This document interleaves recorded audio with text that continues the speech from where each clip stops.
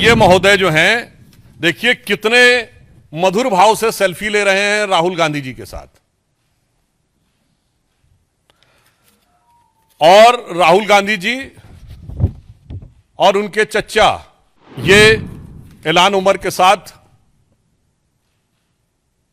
मुस्कुराहट बिखेरती हुई और हर भारतवासी को दिल को चीरती हुई ये तस्वीर है। ये वर्ड्स उनकी डिफरेंट डिफरेंट स्पीचेस में आए हैं।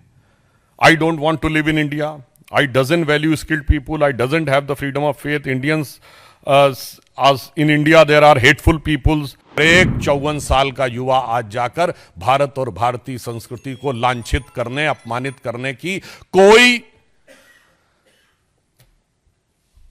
रास्ता नहीं छोड़ता। अपने वतन पर सदियों तक है रही हुकूमत गैरों की, अपने वतन पर सदियों तक है रही हुकूमत गैरों की, लेकिन कुछ चेहरों पर अब तक धूल है उनके पैरों की। आज अपने उनके भारत विरोधी मित्रों की श्रृंखला में एक और उपलब्धि राहुल गांधी को प्राप्त हुई है। He has further added another feather to his cap of anti India friends, जब पन्नू ने उनकी तारीफ की है, यानी पाकिस्तान से लेके पन्नू तक के और ऐलान उमर तक उनकी तारीफों में जो पुल गढ़े जा रहे हैं, उसमें एक नया नाम और भी है। ये जनाब हैं मुशफिकुल फजल। ये वो पत्रकार हैं, आप सबको ध्यान हो, जिन्होंने व्हाइट हाउस की प्रेस कॉन्फ्रेंस में और यूएन स्पोक्स पर्सन से अरविंद केजरीवाल के बारे में, अरेस्ट के बारे में सवाल पूछा था। ये हैं वो महोदय। अब आइए साहब, और ये महोदय जो हैं, देखिए कितने मधुर भाव से सेल्फी ले रहे हैं राहुल गांधी जी के साथ।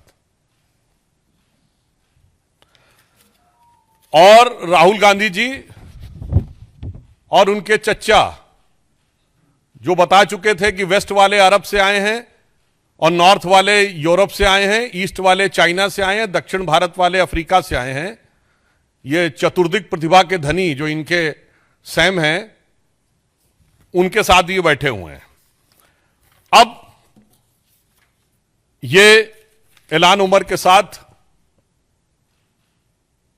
मुस्कुराहट बिखेरती हुई और हर भारतवासी को दिल को चीरती हुई यह तस्वीर है।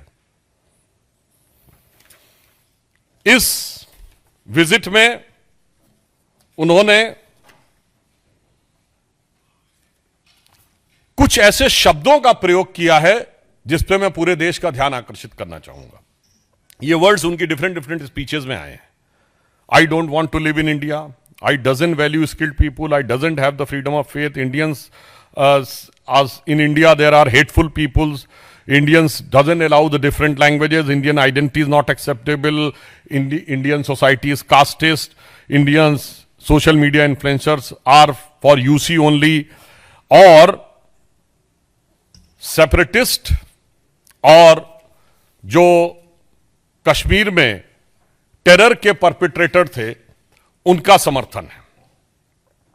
अब यहां पर मैं एक बात थोड़े दुख के साथ कहना चाहूंगा। मित्रों, आज 11 सितंबर है। 11 सितंबर का दिन दो चीजों के कारण विश्व और भारत के इतिहास में अविस्मरणीय है। एक बहुत दुखद याद जुड़ी हुई है 11 सितंबर से 9/11, और इस समय संयोग से राहुल गांधी अमेरिका की धरती पे हैं।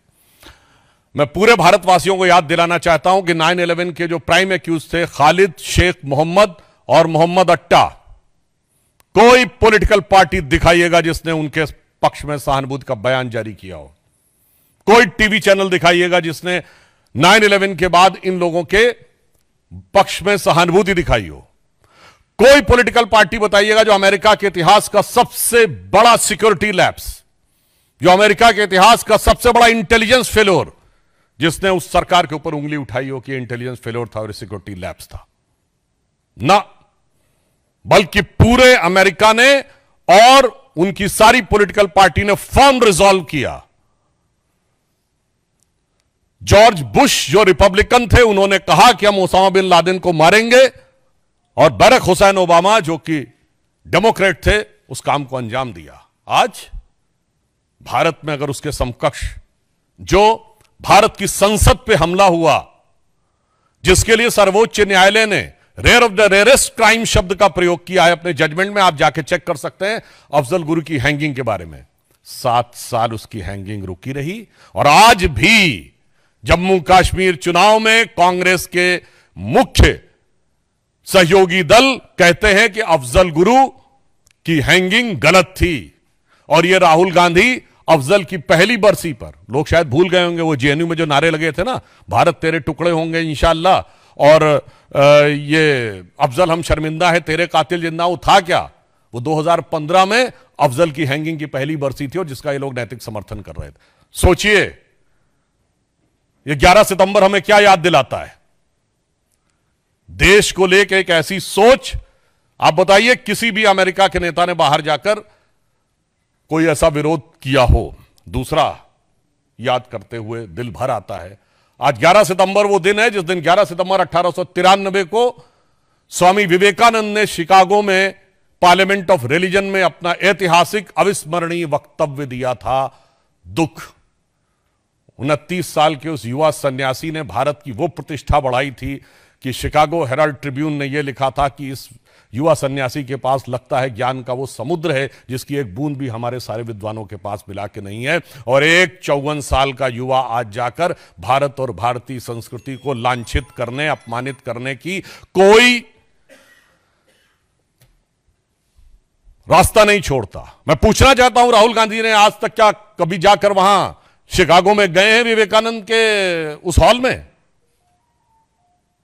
आज 11 सितंबर है, अगर इस प्रेस को सुनने के बाद भी वो विवेकानंद जी की उस चीज के स्मरण में एक वक्तव्य जारी कर दें तो मैं इसको बहुत बड़ी उनकी उदारता मान लूंगा, क्योंकि यह बहुत साफ है। आपको भाजपा से नफरत हो सकती है, प्रधानमंत्री श्री नरेंद्र मोदी से आपके मन में ग्लानि, हिकारत, इंफीरियरिटी कॉम्प्लेक्स हो सकती है। भारतीय संस्कृति के प्रति अपशब्दों का आप प्रयोग क्यों करते हैं? चलिए, आपने भारतीय संस्कृति के बारे में, भारतीय समाज के बारे में कभी 4 अच्छे शब्द बोले हो, 4 अच्छे वाक्य? आप सारे लोग हैं, मैं आपसे पूछना चाहता हूं, बताइएगा। आप ऐलान उमर से मिलते हैं, मैं पूछना चाहता हूं भारत के समर्थक कितने सांसदों से आप मिले? एक अमेरिकी सांसद, आप लोगों को शायद ना पता हो तो मैं बता देना चाहता हूं, बेंजामिन गिलमैन, उसको पद्म भूषण मिला था। भारत के डाई हार्ड सपोर्टर थे। He died in 2016। I was nobody, I met Benjamin Gilman in July 2000, August 2000, year 2000। पूछे मिले थे कब? भारत के पक्ष लेने वाले आज से 20-25 साल पहले से आपकी सरकारें थी। Gary Ackerman, Edward Royce, Frank Pallone, Joseph Crowley, कभी मिले हो इनसे? ऐलान उमर ही मिलते हैं। कभी तुलसी गबार्ड से मिले? नहीं। इसलिए आज हम बहुत गंभीरता के साथ और बहुत दुख के साथ कहना चाहते हैं कि जो बात सैम पित्रोदा जी ने कही है, पहले तो मैं एक चीज कोट भी कर देना चाहता हूं, क्योंकि आज उन्होंने, सैम पित्रोदा जी ने कहा ना कि राहुल गांधी जी अब वो बहुत समझदार हो गए हैं और बहुत वो, चूंकि वो इस समय अमेरिका की धरती पे हैं, तो पूर्व अमेरिकी राष्ट्रपति बराक ओबामा ने अपनी किताब द प्रॉमिस लैंड में 2010 में भारत आए थे और राहुल गांधी जी से मुलाकात के आधार पर राहुल गांधी जी के व्यक्तित्व पर एक टिप्पणी की थी, जो मैं कोट कर रहा हूं। Rahul Gandhi has a nervous uninformed quality about him, as if he were a student who has done the coursework. He is eager to impress the teacher, but deep down lacked either the aptitude or the passion of the subject. The Promised Land, written by Barack Obama, page number 601. इसके लिए जानते क्या कहा जाता है? आप लोगों में से जिन लोगों ने इंग्लिश लिटरेचर पढ़ा होगा या यूरोपियन हिस्ट्री पढ़ी होगी, तो उसमें एक फ्रेज है, एक किंग जेम्स फर्स्ट होता था जिसके सारे दरबारी उसको बहुत बुद्धिमान मानते थे और बाहर वाले समझते थे हमेशा कुछ ना कुछ जलूल करता है। तो इसको शब्दशः ना लिया जाए, एक कहावत थी, Kings James the first was the wisest fool in Christendom. So in my opinion the same thing applies to Rahul Gandhi for Congressdom. अब यहां मैं कहना चाहूंगा कि जो बात अंकल सैम ने कही है, मैं उनकी बात से सहमत हूं. जो उनको संज्ञा दी जाती थी, अब वो नहीं है. अब वो बचकानी हरकतें नहीं कर रहे हैं, अब वो खतरनाक और शैतानी हरकतें कर रहे हैं. अब वो हर उस ताकत के साथ हैं जो भारत को कमजोर देखना चाहती है, भारत को झुका हुआ देखना चाहती है. और मैं कहना चाहूंगा, एक तरफ हमारे प्रधानमंत्री श्री नरेंद्र मोदी जी के नेतृत्व में भारत गर्व, विकास और सांस्कृतिक स्वाभिमान के साथ ऊपर उठ रहा है. दूसरी तरफ वो लोग हैं जो पूर्व में जाकर, मैं आप लोगों के विवेक पे छोड़ता हूं, वो कहते थे कि डिफेंडर्स ऑफ डेमोक्रेसी अमेरिका और इंग्लैंड चुप क्यों है. बस राहुल गांधी का एक वक्तव्य कोट करता हूं पॉलिटिकली, जो उन्होंने मार्च 2023 में इंग्लैंड में बोला था. जब उनसे पूछा गया था मुस्लिम लीग से आपका गठबंधन है, Muslim League is absolutely secular, I am having no problem about it, and BJP is communal. तो मुझे लगता है हर चीज का आदर्श विदेशों में ढूंढने वाले लोग, हमेशा विदेश से ही अपनी प्रेरणा लेने वाले लोग, आज विदेश में ही जाकर भारत के विरुद्ध दुष्प्रचार कर रहे हैं. यह दुखद है, निंदनीय है, भर्त्सना योग्य है. और उन्हें यदि लगता है कि विदेश में के पास कोई ताकत है, तो मैं कहना चाहूंगा वो दिन गए जब विदेश भारत को प्रभावित कर लिया करता था.